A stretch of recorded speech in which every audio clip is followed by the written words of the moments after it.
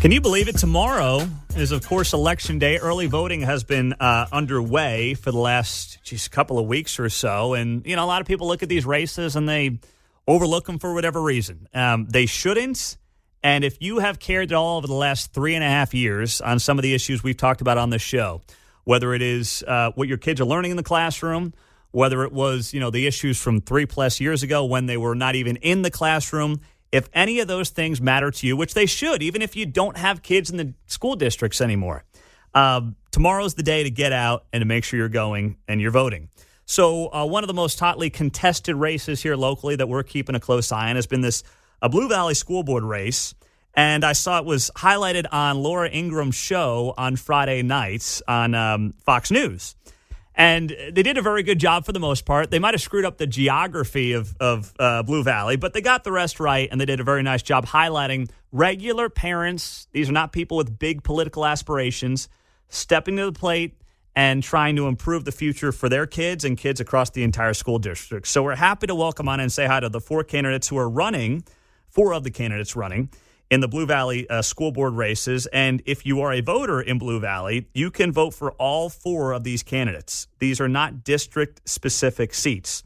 We have Rachel Fa'agutu. Did I get that right? You got it. You nailed it. Oh, man, I was sweating here trying to get that one right. Much easier. Trisha Hamilton. I can't screw that up. Hello, Trisha. Good morning. Good morning. Michael Hibner. I got that right, Michael. Might have broke my pen while I did it. And then Christine Vasquez, all here on KCMO. So let's just go around the horn here and let you each introduce yourself, your background, and why you're running. Rachel, we'll start with you. Hey, well, thanks for having me on here. My name's Rachel Fa'agutu. The last name is Samoan because my husband is Samoan, of the Samoan descent. So I'm from a multicultural family.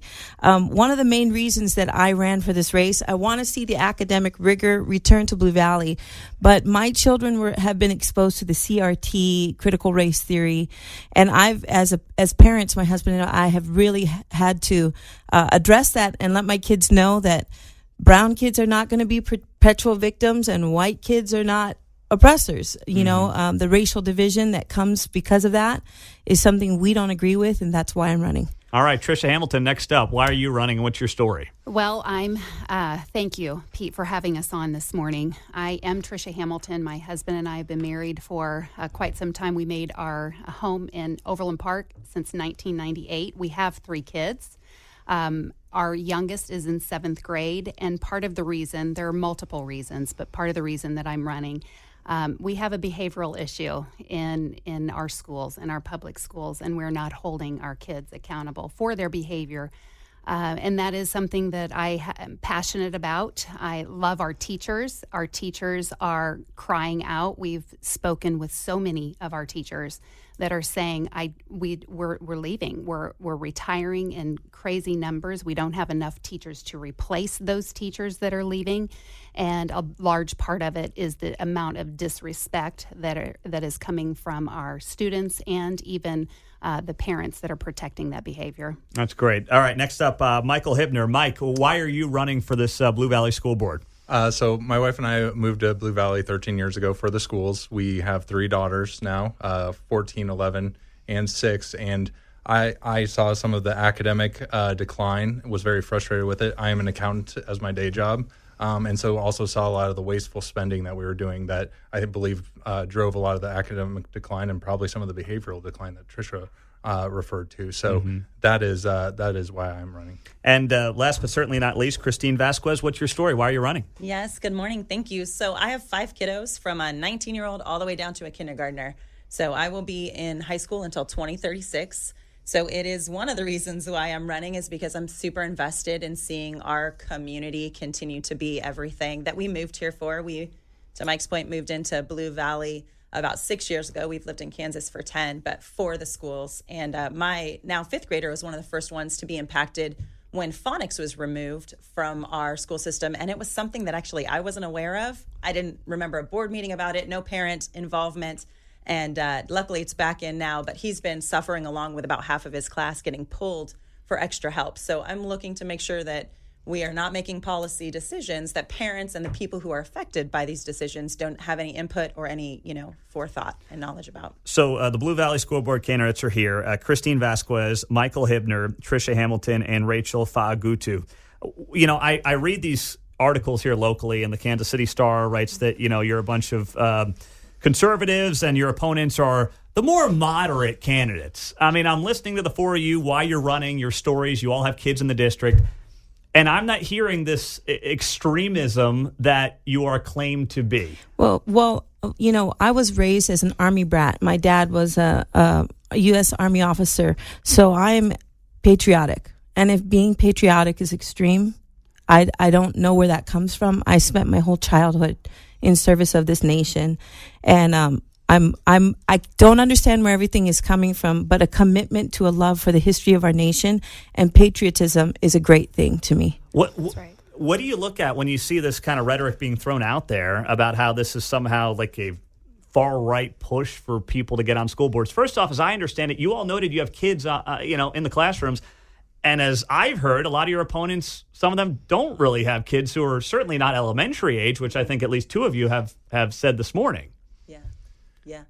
Why is that? Like, what do you think that's all about? I think a lot of their campaign has been based on going against what we stand for. We're kind of trying to push forward and trying to improve these things, and their campaign has been very focused on trying to degrade us. And it's honestly, it gets really frustrating for us because, I mean, if you have our text chain, it's mostly just us talking about our kids' sports or our kids' activities and kind of being normal people. And yes, we want to implement what we would call common sense things. These aren't even, I wouldn't even call them, a lot of them, conservative. They're just normal common sense things that the community, I think, agrees with us large part. But that's the frustrating part about it, is because we get painted as these far right extremists, and mostly, I'm yesterday just at a soccer game cheering for my daughter in between knocking on doors, and we're all doing stuff like that, and that's what's really frustrating about it. Yeah, I would say striving for betterment doesn't equal a hatred of, what is, but it would be silly to say that we never want to improve and we never want to move forward. And as parents, we're just looking to make Blue Valley better.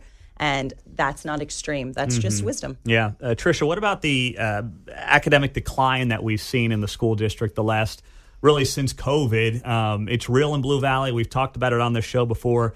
What are the numbers there? What does that look like? And why is that so important to reverse that trend? Well, it actually started before COVID. This isn't just a COVID-related issue. It happened prior to that. So we have seen a consistent decline over the past 8 years.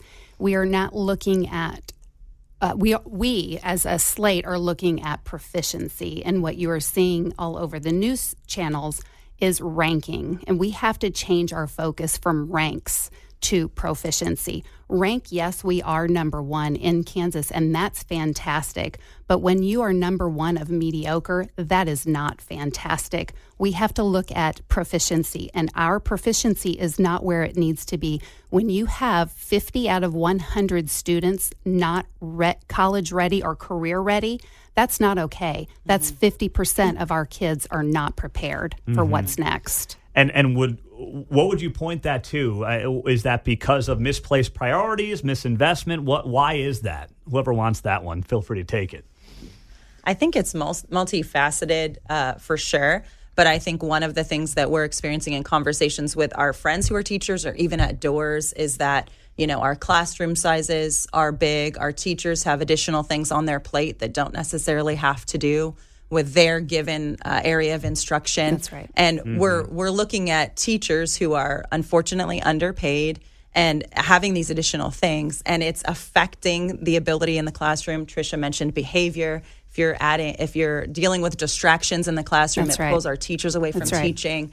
So I think that's one of the bigger facets that has affected our proficiency and our performance as well. And I think we have agendas being pushed in the classroom through the curriculum. One example we have is one parent reached out to us with, they have a 10th grade AP student that is reading a 5th grade Lexile, which is how you measure reading level, a 5th grade Lexile book in their curriculum that their 10th grade AP student is reading because it's pushing a certain agenda, and they want to push that agenda rather than teaching this 10th grade AP kid probably a 12th grade Lexile type book. Why is that book even available for a fifth grader? That's the other question I have. That's another question, yes. Jeez, gosh. So we've got a minute here or so. What have we not touched on yet about this race and what you guys are all pushing for and pulling for that you want to make sure people know before they get out there and vote tomorrow? Well, I want them to know that they need to vote, first of all. I think if like-minded folks who are common sense vote, we win all the way. Right. I want them to know that all of us are invested in the community. It's important to know that we're not just going to win and disappear. Like, we win, we get in here, we do exactly what we've been doing. We're knocking on doors. We're building bridges with the community. We're being who we are.